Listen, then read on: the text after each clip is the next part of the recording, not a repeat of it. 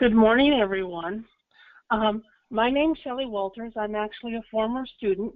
I now have my associate's degree in business.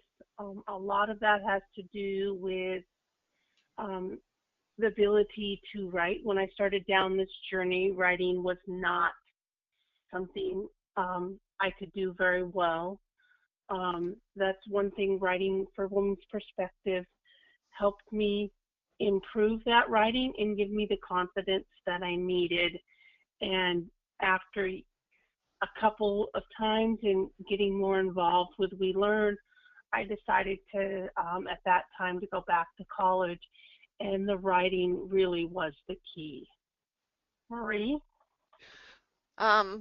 So my name is Marie Dorner. I have been working for San Diego Continuing Education for about 20 years, originally from Australia.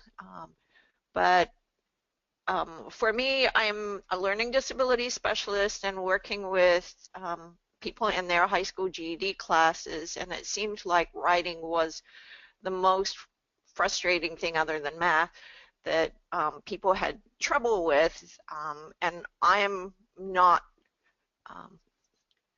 a prolific writer either. I think I kind of avoided it most of my life, and but working with We Learn and giving students an authentic opportunity to write was really inspiring for them and gave them that motivation to really practice their writing and give purpose to their writing. And that's why I joined We Learn, was really for my students to write and present. Eric, next slide, please.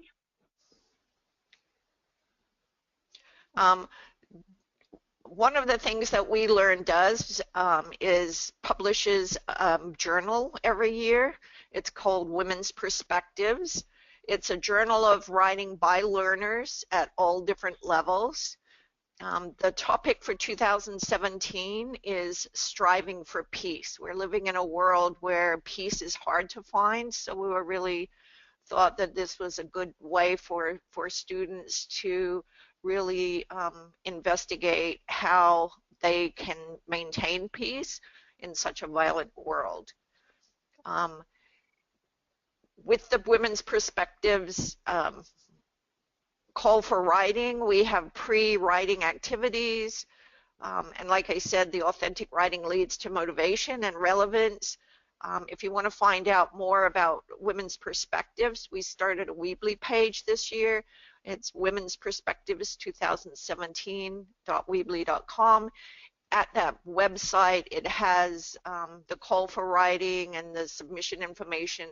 Plus, we're going to be adding all the way until the end.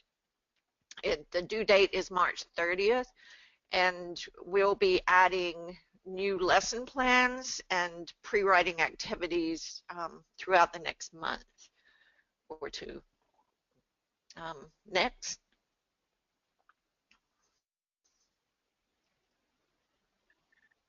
Weren't we going to do the poll, Eric?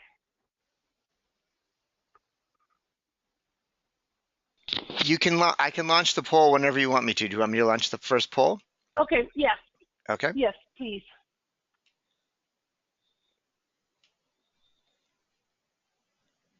So first, we were wanting to know what was your role in adult education, just to get some sort of ideas about who you are. So some of the answers are rolling in. It's like, all right, so we're at about 3/4 of the people. Another couple votes and we'll have the full complement of people.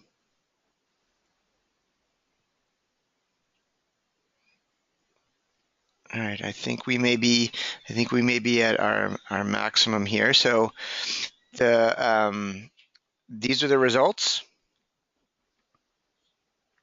So can everybody see the results? Mm-hmm. Yep. So teachers, so it looks like Yep. No, go ahead, Marie. So it looks like almost 60% of teachers, and then administrators at the other 30%, and we've got the other category as well. No counselors or learners. Okay. You want to go, Stacy? I mean, Shelley? You're Wrong we learn person. Wait, we're wrong relearn person, yeah. We have, when it comes to writing, everyone, I know for myself, writing is, somebody says, write something, and immediately my brain goes blank. I have no idea what I want to say, and I struggle double with this because not only do I not know what to say, then my confidence level drops, and all of a sudden I get very nervous about what to put on the piece of paper. So that's why we developed this workshop, to give teachers, students, the skills they needed to overcome that mind block for that. Next slide, Eric. Right. The other thing that can happen is the opposite. For me, it's I have 10,000 ideas and I don't know how to rope them in. So I've just got so much going on in my head that's the other side of the spectrum. And students are well, all of us as writers are really somewhere along that place. And so this technique works for both. Go ahead, Stacy. You're going to be Stacy all day. Sorry. That's fine, Marie. The best way to get started is to do a free write. But you gotta have a topic. You gotta give the student either 3 different things, a picture for them to use, something for them to focus on. Because you just say, oh, do a free write on an idea, people are like, what? So they need some structure on the free write. The other big key with students is let them know they don't need to worry about the spelling, the grammar. Nobody's going to be looking at this free write for that but them. But the other thing to remember, depending on what level the student is, if they're very low level, they may need time afterwards to go back and rewrite it so they can make sense when they're still remembering what they put on the piece of paper. Because I know for a student myself, I've scribbled myself notes before I got better. When I was still very early stages, I would scribble myself a note, and sometimes I would remember what I put on the paper. Sometimes I wouldn't because my spelling was so poor. But brainstorming is a good way to get that started. Next slide, Eric. Well, so what we wanted to do was do a writing right now, and really, it's really a think out loud to help you through our process. Last time we did this workshop, we gave the picture and just said, okay, what do you think about this picture? And what does it invoke in you? This time we were really saying, well, not just, because that's one thing you can do is just give people a picture and say what 3 things come up about this picture. So this time we're going to look at this picture and say, how does this picture and striving for peace come together? So what is peaceful about this picture? What makes you think you need peace? And a discussion about some ideas, or asking for some vocabulary words that might go with it would be another piece of it. So we're going to give you several different ways to organize thoughts, because coming up with the thoughts is one idea, and then organizing them is the next. So let's go to the next slide, and Shelley, take it from there. So this is where the organizing of the thoughts come in,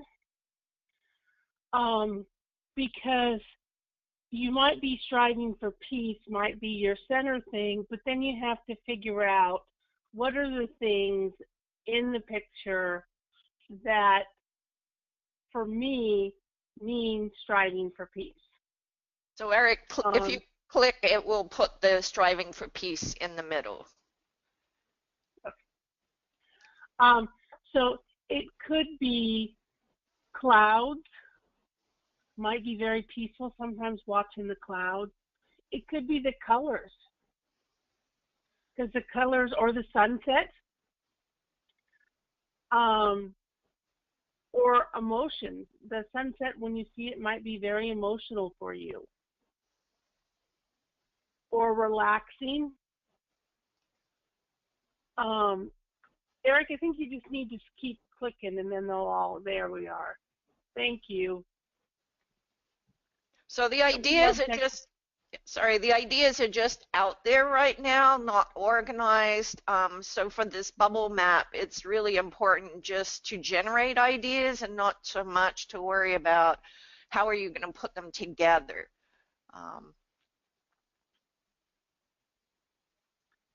Well, and the other thing too is, for this article, it can be as big or as long as what the writer wants to write. So at this point, you could do have 5 paragraphs talking about each of them. You may not. You may find that, oh, these group together. So that's why once you do the brainstorming, then you need to start doing the organization. So the next slide. And you can click through it too. So this is just another way of organizing the same information, but organizing it in a little bit different way, because what we have to remember is everybody's thought pattern is different, and so everybody, for me and Marie talked about this. For me, when I'm doing stuff, I need to write out a full sentence. So if it was colorful, I couldn't just put colorful. I would have to put, the sky is very colorful. You know, the reds and blues and greens are very relaxing for me. I need a whole sentence for that, where she can just use the words. So this is depending on the person. So you've got the sunset, you've got clouds. They can be floating. Some people think of them as rain. You know, how many times as a kid did you lay in the grass and look at the clouds and think of the shapes? It's emotions. It could be free. It could be very calming. You know, on a warm beach watching the sunset, you could be very happy. If you're on a cold beach watching the sunset, you might be very cold. Eric, can you click through? Sorry. You're fine. So it all depends, and it's just another way of organizing. Marie, was there anything else you were going to add for this one? And this one, we just took it a step further than the bubble map idea. It seems for me, I like the bubble thing, but a lot of my students do too, but a lot like the T shape, because it's very linear, and then we use this as a recipe. Once they have the 3 and 3, the 3 ideas with 3 ideas attached to the 3 ideas, then they can start building their paragraphs from there. It seems to me one of the advantages of this one, the kind of the more T-chart one, is that from my perspective as a writer, would be that once I have this list, like sunset, clouds, and emotion, then I can decide which order I want to put them in, you know, so that looking at it, I could say, oh, I want to talk about, emotions first, and then I want to talk about the sunset and the clouds, or vice versa. But I can think about how it's going to sequence, not just kind of whichever one I wrote first, but I would want to reorganize it that way and be able to think about the sequence in a way that you can't really with the bubble thing. Right, and we did talk about in the sunset, it's relaxing and peaceful, which are kind of emotional words. And then, how do you separate the idea from one paragraph to the next? And which ones did you want in sunset, and which ones did you want in the emotion center? So it's a really good way to start talking about which pieces belong where. So it is like a puzzle. Right. And I think also it's a good way to see, do you have the same idea in multiple lists? And then, that also gives you an organizing logic, right? Oh, so I'm going to be talking about peace kind of in each one of them. Or I'm going to be talking about the feeling of floating in each one of them, right? If that may be the case as well.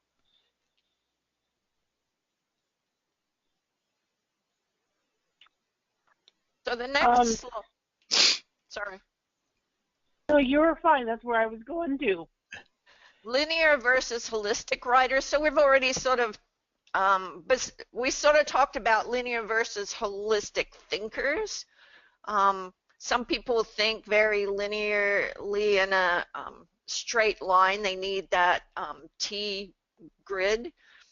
Um, and some people need to know what the whole thing's going to look like before they even start. I have a lot of students who just want to start writing, and we really um, have to work to say, well, you have to have at least some idea of what the whole thing is before you can start writing, unless you're someone like Jack Kerouac and he just stream of consciousness more writing. But for most academic writing, you're in this tight little bubble of what an essay should look like, how it should begin, how it should end, and what the middle is. And worldwide, I'm from Australia, so worldwide, I've found that writing styles and what an essay should look like vary. This one here is really the American style, and I talk to students about that as well. That here in America, usually unless you're in a real creative writing class, you're going to introduce what you talk about.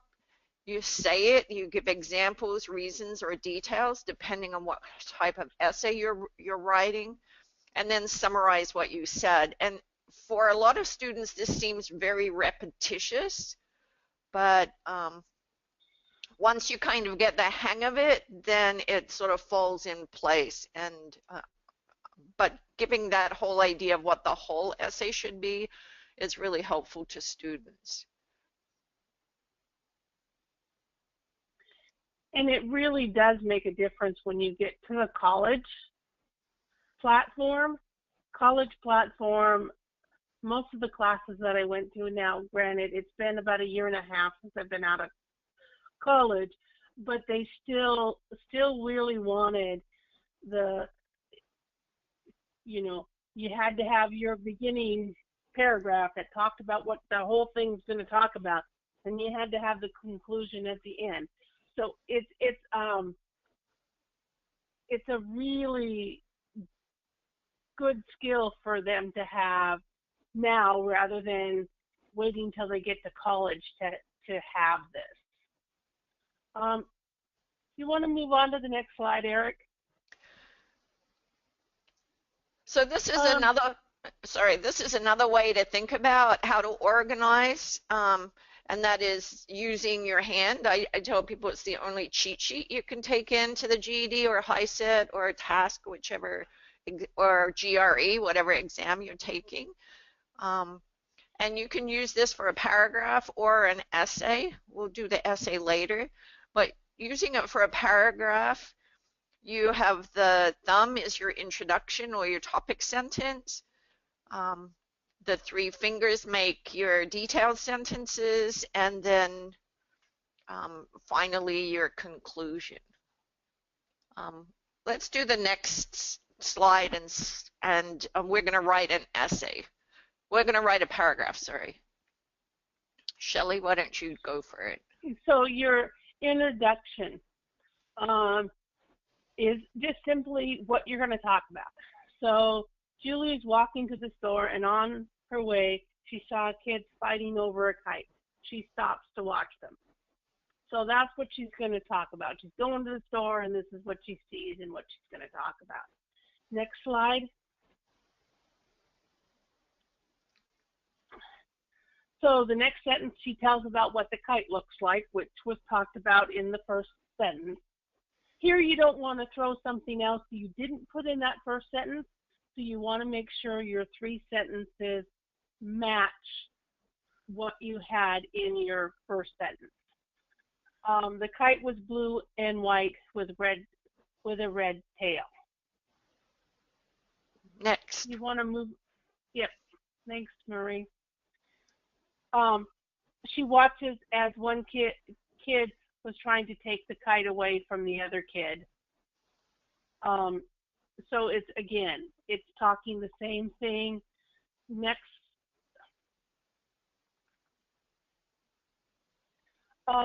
The kid with the kite starts running fast, so the other kid lets go, and up the kite soars.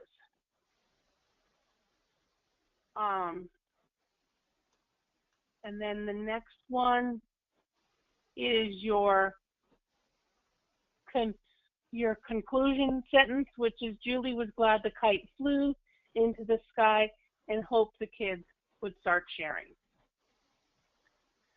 So it's very simple, but if you break it down by sentence, it's not as, if you say to a student, especially when they're first starting out, oh, I need you to write a paragraph.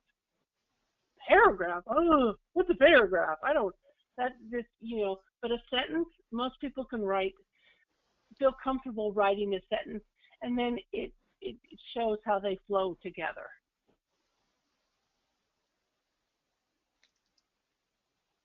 So this slide is just putting them all together to make the paragraph. Julie is walking to the store, and on the way she saw kids fighting over the kite, so she stopped to watch them. The kite was blue and white striped with red tail. She watched as one kid was trying to take the kite away from the other. The kid with the kite started running fast, so the other kid let go, and up the kite soared. Julie was glad the kite flew into the sky and hoped the kids would start sharing. At this point, you could start looking at how do you start revising it or improving it. You've got a kite that's red, white, and blue that's kind of talks about liberty, and but they're fighting, and you're hoping that they start sharing so that you can start reaching into the deeper meanings of the story. But at first run, the most important thing for students is just to get it down on paper and then take a step back later and develop those skills. I think we talk about that later in the presentation. And Eric, you want to move on to the next? And you can take the same structure and move it into the typical 5 paragraph essay, where you have your introduction is your thumb again, but that's your introduction paragraph. Paragraph 1 is talking about one thing. Paragraph 2 is talking about your next item. Paragraph 3 is talking about the third one, and then you wrap it all up in your conclusion. So it's the same exact pattern, except for now, rather than writing 1 line, you're writing 3 to 5 lines.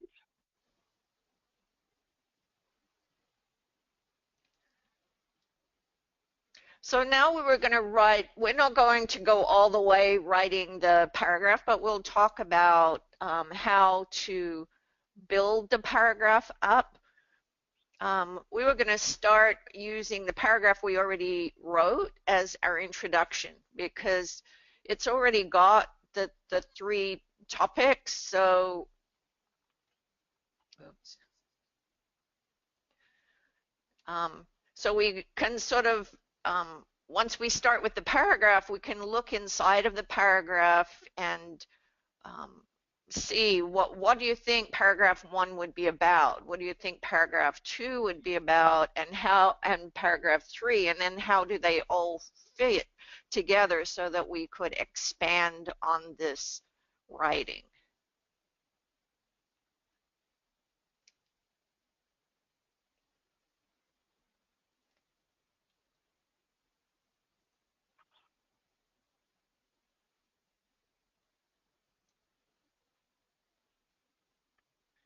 All right. And this is the same thing Marie was just talking about.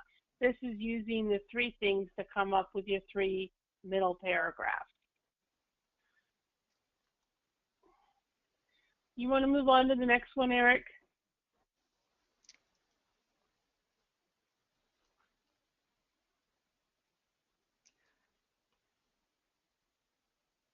Oh, let's go back one because we don't want to do the conclusion yet, maybe. Okay. So why don't we ask some questions from people out there. The sun is now coming up, so it's not dark anymore at my house. But we're thinking about, so here we've got a similar picture, and we decided that from our introduction that we'll have a paragraph about the kite, a paragraph about the fight, and then maybe a paragraph about sharing. Maybe the people on the webinar could give us some ideas. What would we talk about each one of those items?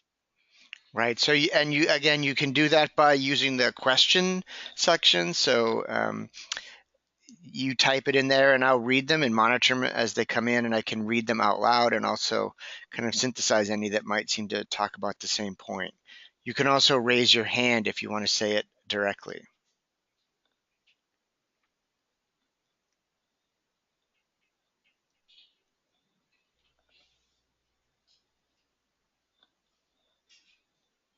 Because we Okay. could be talking about why are they fighting. So yeah, so Kathy was saying that she would like to hear or create a description of the kite. So Kathy, in addition to just the kind of color scheme, to add more details about the kite, maybe the texture of the kite, the size of the kite, these types of things. Here's Charlotte. Hi, Charlotte. I've unmuted you. So do you want to chime in? Whoop, maybe not. Okay. Other folks, things that you would like to elaborate on in the Ladosha's saying she would talk about the kid holding the kite, right? So that we don't know anything about them, right? So other than that they were kids. Jody's saying she wants to know whose kite it was. Ah, Karen, I'm hoping I'm pronouncing your name correct. Maybe more about the kids. So are they older? Are they younger? Kind of what are they wearing? Kind of fill in the details about the kids to make them come alive a little bit more.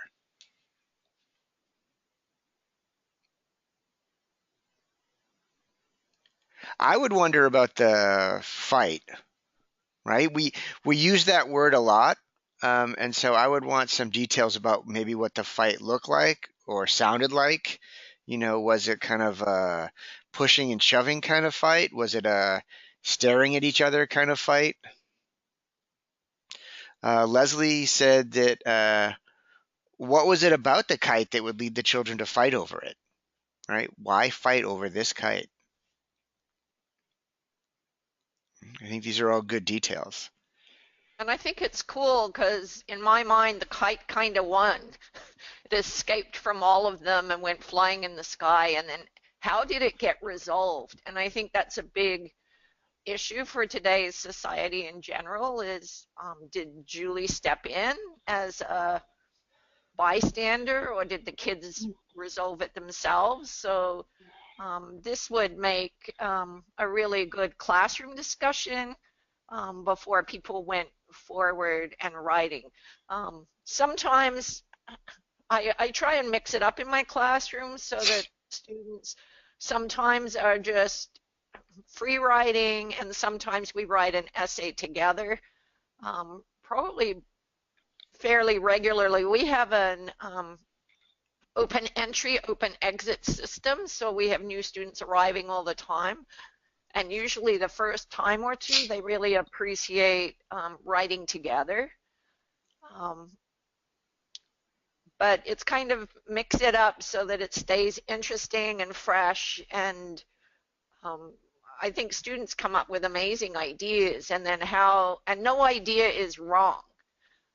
It's really how do we fit those ideas in. I mean, I do say they have to keep it G-rated and that I have virginal ears and be, I mean, rather than just say, oh, follow the rules, be respectful, I kind of make a joke out of it, but say, everything's open, but if you're in school, you really need it G-rated, and you can go home and write your R-rated topics to yourself, but it's a really important topic to have. But other than that, as long as everything sort of fits together, it really doesn't matter what you're writing about, because within the structure, you have creative license.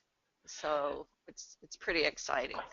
Two quick things that people had typed up. One, Kathy said that she'd want to expand on the level of strife the kids are experiencing while fighting. And I think that would be really interesting to explore, like vocabulary words for describing exactly how tense the situation was. It reminds me of an activity that I do with my students sometimes where I take, those like paint strips that'll have like, red, and it'll have five hues of red, of a variety of intensity. And so what I'll do with my students is be like, all right, so think about the concept of being angry. So what are five words that we can use around the concept of angry that are in the same kind of sequence, right? That same kind of gradation. So, miffed, peeved, angry, livid, apoplectic, or whatever it might be. And you can talk about that, how all these different words that we have for these same concepts demonstrate the nuances of exactly how heightened your experience is. So I think you could do a similar thing, around fighting and anger as well. Renee had a question, which was, you're thinking about a separate paragraph for each thing: the kite, the fight, and sharing. Yes. So, well, what we were trying to do was really outline the 5-paragraph essay. And that's why we had the 3 things in the middle and the introduction and the conclusion. We just figured that to do a full essay would take more than the hour, and we know everyone needs to get on with their day at the end of the hour. So we wanted to be respectful of that. Okay. So we can go to the next slide. We did write a conclusion based on the middle topics, and it was really to summarize the whole thing. It should look kind of similar to the introduction, but be using different words. So this one it took Julie longer to get to the store than she had planned. This was because she stopped to watch some kids fight over a kite. But the kite broke free and flew into the sky. Then the kids decided to share the kite and watch it float across the sky. Julie was glad that, she walked to the store today. So that's a typo right there. And this is part of the writing and editing, revising. I think the hardest thing I have, and I think we're going to talk about that next. So let's go to the next slide. And I think that's true. I think that's the big thing, is writing is not once and done. It's not, even good writers don't sit down, type everything out, or write it all out, and it's done and it's perfect and it's golden. It's kind of like cooking hard-boiled eggs. It takes time. If you want to have a hard-boiled egg for breakfast, you're not just going to get out, throw the egg in the pan and have it done in 2 minutes. It's going to take you at least 20 minutes to a half hour to get it done.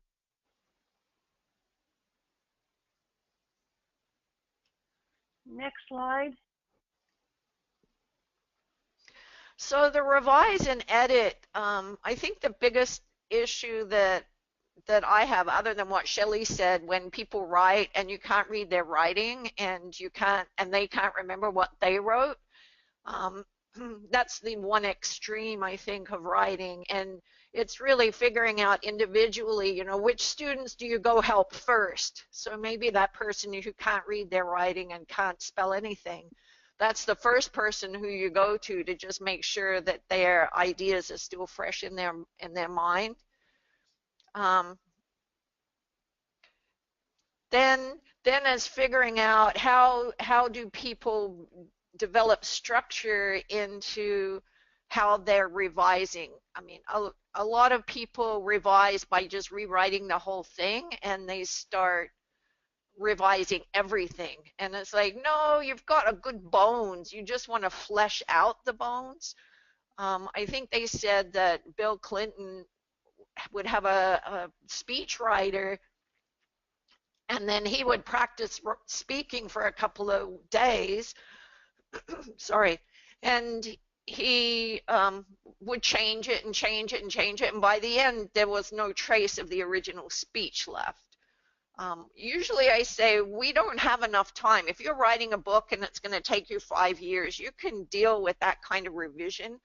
But for most people, you want to just flesh out the one you've got. So one way to, and in a minute we're going to ask the webinar people, how do you structure editing?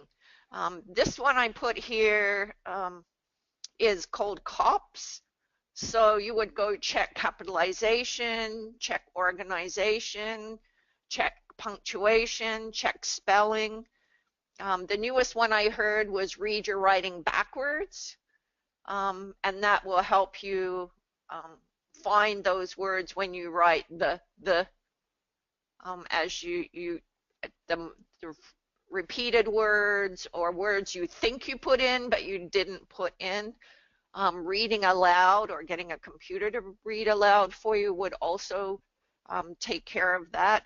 Does anyone have any other great ideas about how revising and editing could take place?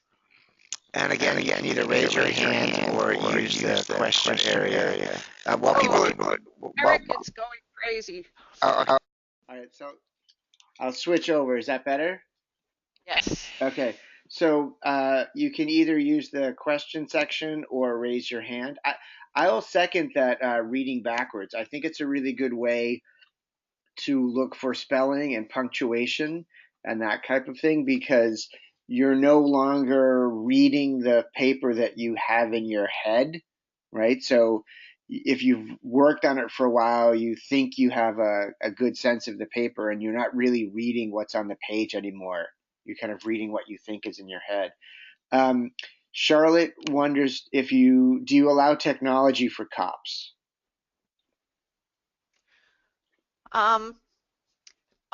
I have a physics background, and I don't understand why math people won't let students use calculators. My PhD husband uses a calculator, so I don't know why people don't use calculators. Everyone has a phone. I think technology is hugely helpful.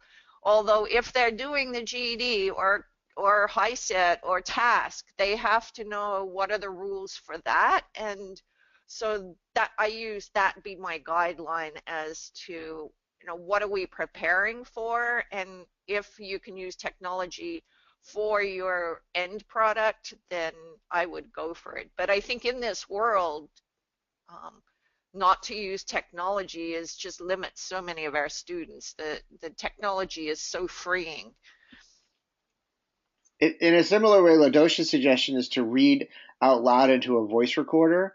And I think that's something that we've long suggested students do, and now everybody's phone is a voice recorder, right? So almost every smartphone has that.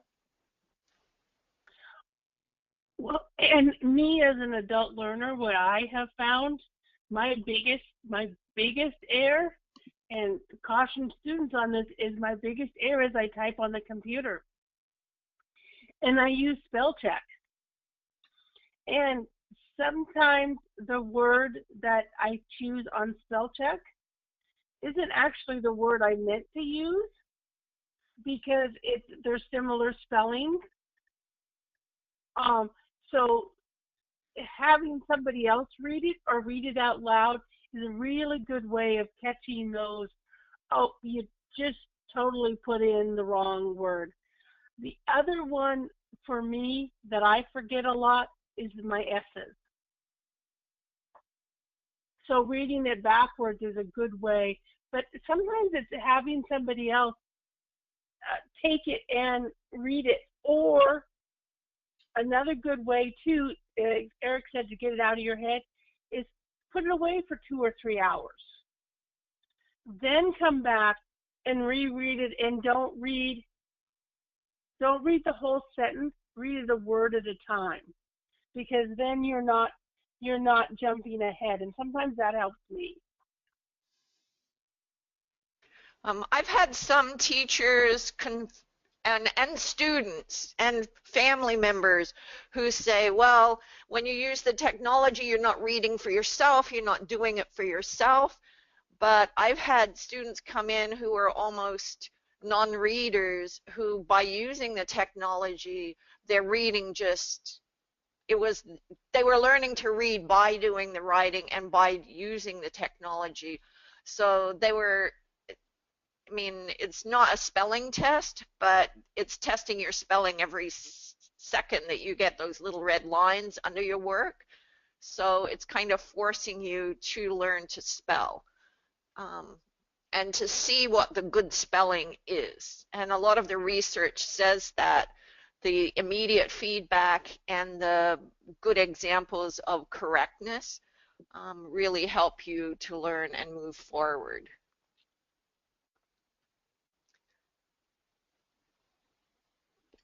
Okay. So let's go to the next slide, and Shelley can take it. So we're going back to the picture. We've been talking about the introduction paragraph, the things, and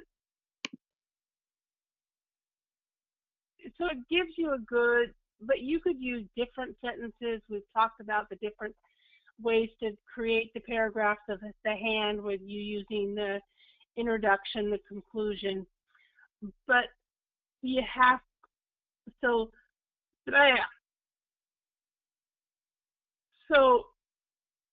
put it into the 3-body paragraph are the clouds, the sunset, the emotion. You need to put one sentence and talk about each in the introduction paragraph, and this is the same for the conclusion.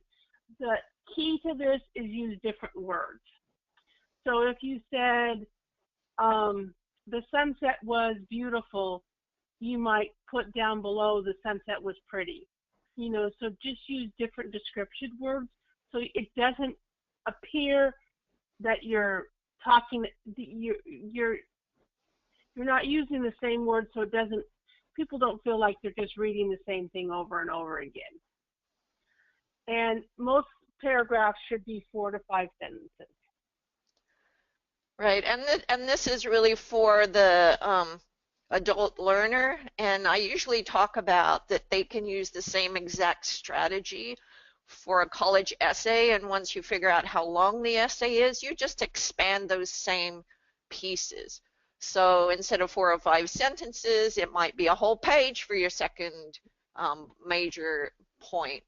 So that to get a 4-page paper, you might have a half-page introduction, a whole page for each of your body paragraph ideas, and then your conclusions another half-page. So you can really build out that essay, that paper that your teacher says, oh, 5 pages, and you just give up right on the spot. but for them to know that this structure will also work later is a really good thing. Let's go to the next slide. We have some more tips that we put there. Writing is a process. It takes a long time. So don't be like me and wait till the last minute, because writing and coming back and reflecting on the writing is really important. So you need to give yourself plenty of time to process. I think Shelley already said, don't be afraid to put it down and come back later. I like to do drawing as well, and often what I'll do is I'll just be hating what I'm doing. I come back the next day and say, oh, what's going on? How did that get so good overnight? The pixies came or something. But we're our own best or worst critics. Be content that the first draft is rough. No one comes out with a golden first draft, and expect lots of drafts, and really drilling that into students' heads. I think a lot of times, especially people who have struggled with learning, will think that really great students can just write it down and be done. And here they are on the third or fourth draft, and they're saying, why am I having to write this over and over? But it's really part of the process. Each draft helps the flow a little bit, and maybe it's like making chili, and it's really adding that depth of flavor. It's still a one-pot meal, but you really want the depth of flavor. And then learning how individuals work. Some people need to, and I think a lot of our students haven't done that. Teachers, especially in grade schools, need to have a controlled classroom and are quite controlling and say, you're going to learn it this way. And students really need to find a way to explore their own learning and understand themselves, to know, do you need to sit in the corner and put your head down and work hard, or are you someone who needs to walk around to get your ideas flowing? Wedding dresses are not bought off the rack. We are quite happy to buy a wedding dress and pay a huge amount of money for it, but you don't just go and get it. When my daughter-in-law got married, we went and visited her dressed every week for a couple of months because, you know, they were fixing this and adding some length or cutting off some this, or she wanted this perfect wedding dress, and that's what so I talk about wedding dresses and suits for men, that for those special occasions we really want to work on it and tailor it so that it really fits us as a person, because you want it unique, and it's bringing out the uniqueness in yourself. Shelley, do you have anything to add to that? Well, the only thing I was going to add to that is it also catering to the learner style. I'm an audio kinesthetic learner, so reading is not the first thing I would do. I'd rather hear it, or I'd rather be doing something. So I actually find I take my work, once I've done it, got it all written out, and I will go do something, and I will have it laying down somewhere, and as I'm doing stuff, I kind of read it, and I'm cleaning the kitchen, or I'm making dinner, and I'm kind of letting it digest, but I'm reading it, so I'm kind of processing it when I'm doing stuff, and I read it out loud. I read it to myself, and then I process it. Oh, well, maybe that should go this way. And I have found I have done a lot of my re-editing while I'm doing something, because that action makes my brain function better.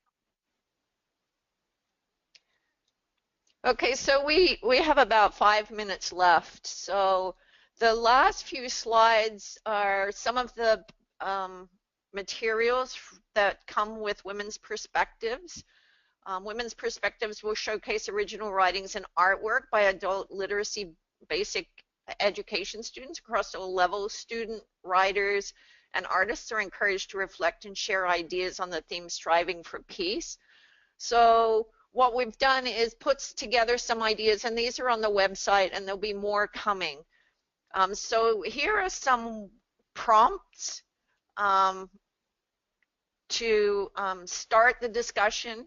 What violence do women face? How do you build peace in this world? How do we move to end violence? How do you cope with violence? Write about building a peaceful world. Write about a place where you find peace. I must say I did bring this to the classroom, and you have to be really sensitive because some of the violence that some of our students have faced, I had to do a lot of work with calming the situation down and really saying this is your opportunity to deal with the violence that's happened. So I would probably recommend that you really talk about developing the peace and how do we avoid the violence, not relive it. So it's really reading your students. So I really like the last question, which is write about a place where you find peace. I think it's really important that everyone has that place. And a lot of our students that are homeless or in marginal housing, it might be your classroom. It might be the hallway outside of your classroom. It might be the bathroom. We talk about how to find that place where you can actually find peace. And I think that's the one students really like to write about. So I might even from this one start on the bottom and build up and have a discussion about building a peaceful world, because we all have different ideas about how to do it. And the US right now is pretty strident about how we all believe the peaceful world should be brought together. So it's really also a measure of how do we get students to talk about emotional things without letting the writing take care of their emotions for them, which is pretty exciting. The next slide is another way to deal with that. We offer quotes. So often if you start an essay with a quote, peace begins with a smile from Mother Teresa, or it is possible to live in peace. And the next one, oops. Peace is making, peace is making is a healing process, and it begins with me, but it does not end there. So just finding quotes, and on our website we have these listed, and then we'll have some other ideas as well. The next is just how to contact us. Journal of Writing by Learners Striving for Peace. There's our Weebly website, Women's Perspectives 2017.weebly.com, or you can contact us at info@welearnwomen.org. We also have a Facebook page where you can search We Learn Women, and again, the Weebly page. And when we send out the certificate of attendance and participation and the PDF, I'll also put these addresses in the body of the email so that you're able to, if you don't remember these or write them down, you'll have access to it then. Do you have something, an ending statement, Shelley? I don't have an ending statement. This has been great. We love doing, me and Marie love doing this presentation. I hope you guys got something out of it. But thank you for joining us this morning, especially at this early hour, especially if you're on the West Coast. So thank you very much, and this has been great. Does anybody have any more questions? We got about a minute before we go. Yeah, I mean, we're not going to turn into pumpkins at 10. So it's, we can go a couple of minutes over, but um, yeah, I think we can certainly follow up. And the thought is always that if there's an additional webinar or other resources that we want to share, then that's certainly something that we'd be happy to do. Oh, there's a question here. See about when submissions. Are submissions due March 30th? Yes. Yes. Yes. Okay. And Jay notes that WeLearn's also on Twitter at WeLearnWomen They, at WeLearnWimLit. So WeLearn WMLIT. So I'll add that to the email as well.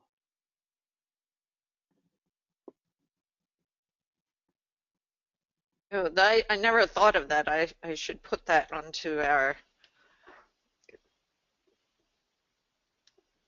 paperwork. Yeah. All right. So um, any other questions or thoughts for everybody moving forward? All right, so again, I'll try to send this out, probably over the weekend. I'm pretty busy the next couple of days, but I'll try to get this out over the weekend, and we'll upload it. We'll also give the archive to WeLearn so they can upload it at their site as well. Um, so I hope to see some of you on Friday for the next NJALL webinar, the one on immigration policy, and adult ed responding. Keep looking at your emails to see future webinars being announced. And I hope some of you, if you live in New Jersey, that you'll join us for the conference in May. That's a little bit later this year, but in May.